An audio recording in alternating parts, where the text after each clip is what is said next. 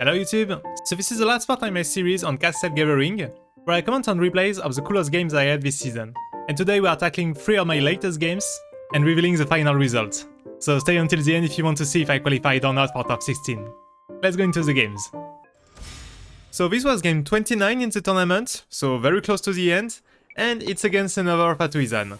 And I know that it's like the third mirror match I'm showing up in this channel, but I do think that some of the closest games were really on this mirror, because it's just so aggressive, the game ends really fast.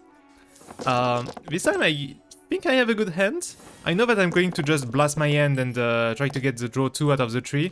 The tree being you draw 2 at the end of the turn if you have only 2 cards left. He does open with the Opera, because we don't have anything equipped yet. He gets back his dices, so can probably fix for Pyro. I do get my own Opera and go for Liney. So far, very similar. He doesn't have the quick swap, I don't have the quick swap, so just manually switching to Fatuizan, dodging the Pyro swirl. But he only has the normal attack, so it kind of shows to me he's not going to do the Fatuizan FTK. He does play Covenant, which maybe was a bit of a waste, but it's just to play the support card. So there I can just go for the tree, Covenant. I do get lucky, I get an Anemo dice, but I had my Anemo dice anyway in my hand, ready to play. I think it's only 28% chance to get back the dice as Anemo when you play Covenant, but still quite decent. So we both get a lot of draw. You see that I do get the Fatui Curse. He has the advantage on the next round. He gets the first attack, but I'm like not too scared. I have my Fatuizan Burst, but he's going to do something very surprising. So he draws 2 again.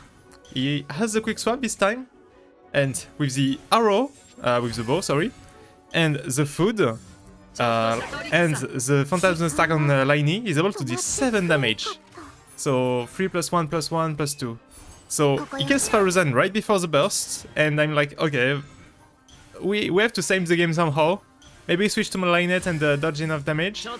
He does have the re-equip on the arrow, so he can attack again. But I'm just going to use Gambler, get back another attack, and I do think I have another way to get a dice. Oh yeah, because I killed the Liney, he doesn't have the bow equipped anymore, so Opera triggers again. So I'm able to use the Linette burst. And even if he used a lot of resources to kill my Fatuizan and OK denying it, he didn't establish his own Fatuizan, and I was able to still put 3 attacks on that turn. So even if he gets the early kill on Fatuizan, I think I'm still in a good position. And I do have the Fatui Curse ready to play, so he plays this, but he rolls Pyro. Always unlucky. What am I going to do? Yeah, play the Curse. I do get the Hydro Wall. I decided to quick switch to Liney because I don't want Pyro to be reapplied to Linette when she attacks because of the Fatui Curse. So I'm like, okay, let's just put it on Liney that already had Pyro. I'm able to play the burst, which is once again pretty cool. Some residual damage. Didn't have any interest in playing the skill again. And he passes on Linette on 2 dices. Pretty unlucky, probably didn't get any more extra dice. So just like this, you see it's 10 HP against 2 HP. If he attacks with Linette, he's going to get the Hydro. I do think that he switched to Fatuizan to try to not trigger the Hydro now. I'll only try to trigger it once, but sadly that's too much for him. And even with the summon skill, yeah, Linette still has damage, I believe. Yeah, because of the curse, it's just dead. So yeah, just wanted to show like kind of a comeback from a turn 2 early kill. Now this is game 30, and it's the first time I'm facing Stall in this tournament with Layla, Neuvilette and Asdara, and my opponent is named as Asdara. But they had a Japanese message on the room, so I knew that there was someone for Japan.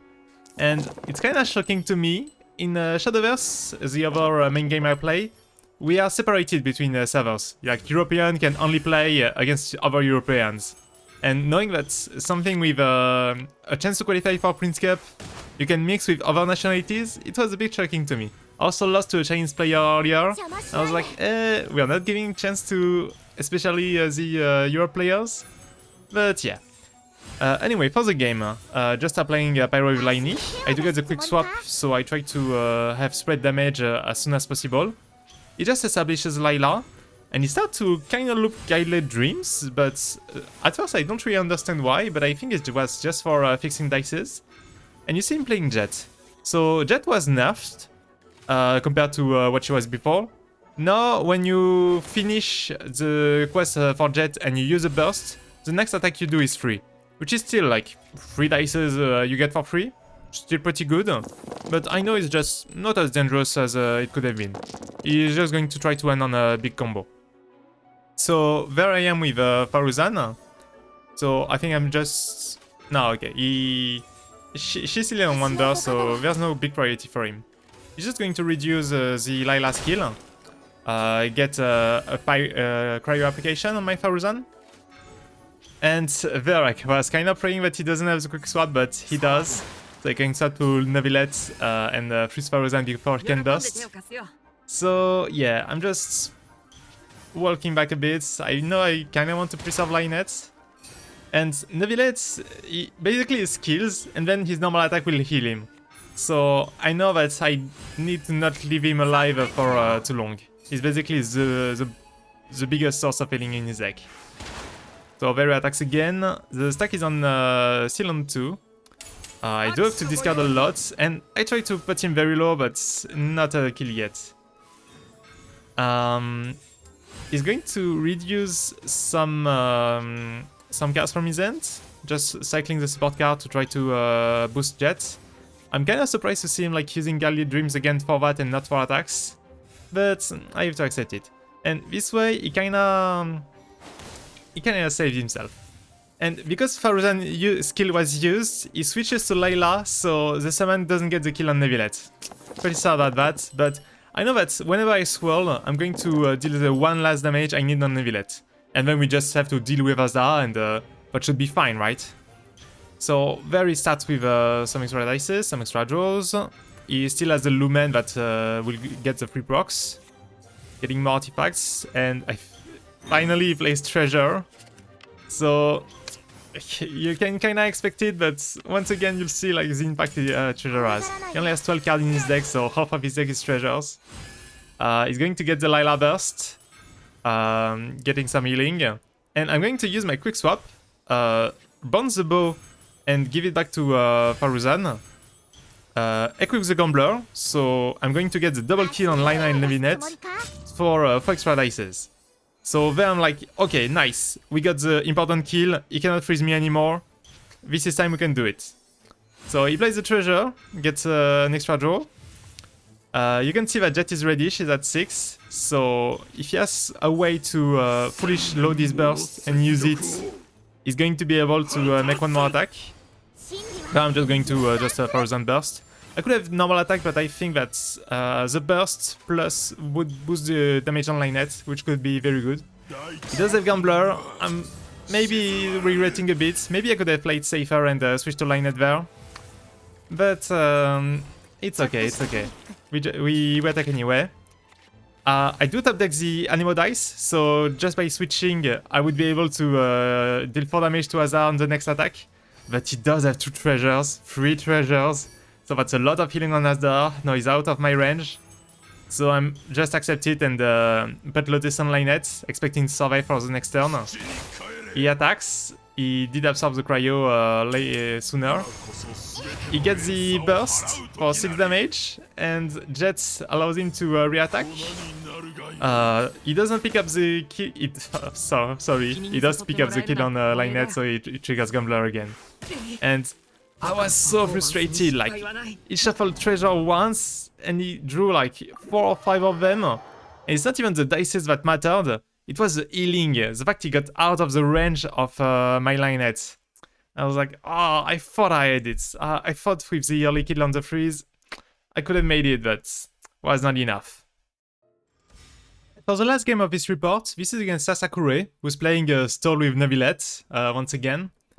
And we are very close to the end of the tournament. Every win could count. And this was my second match against him. Because the Europe queue was a bit limited, you would sometimes face the same opponent twice in a row.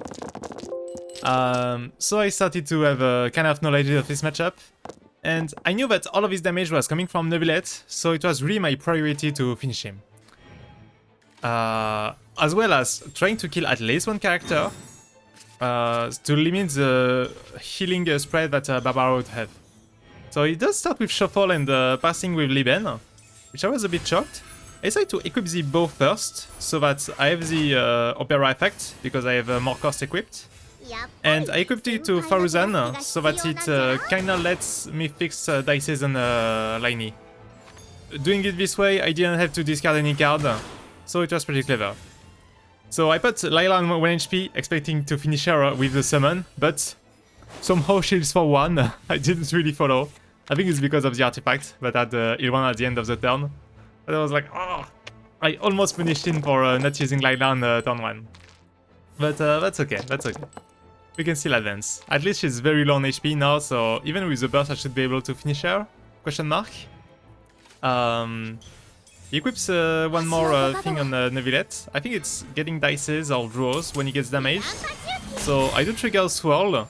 I'm going to trigger all of his artifacts, so he gets 1 draw, 1 dice, 1 other dice. Pretty funny. And there, I think he really wants to keep Layla alive. He uses 3 treasures on her. Getting back to 10 dices and using the skill again. And because of shield and the healing, well, I cannot one-shot Layla anymore. So I'm going to allow him to have his burst.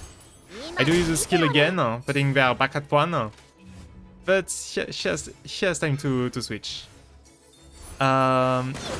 With the animo dice, I'm back to even number of dices, so my normal attack only costs 2. And with the soul, I'm finally able to kill Layla. It shows yet another treasure and the Hydro Resonance, but at least because I killed Layla, it's limited effect. He didn't get like 1 more year on the Layla, so pretty good to have killed someone on round 2.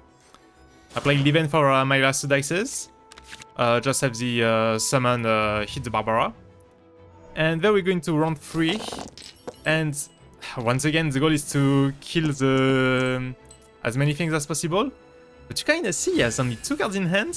Well, 4 with Liben now, but because it has like so many treasures and use all of them, I think he's pretty lacking options. So he does get the free of Fatuizan, but she has done her burst. I'm pretty okay with it. And he's a bit far from triggering Cryo again, so I know that freeze is not a problem for the moment.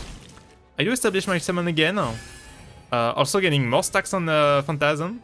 And it's not one more thing I noticed.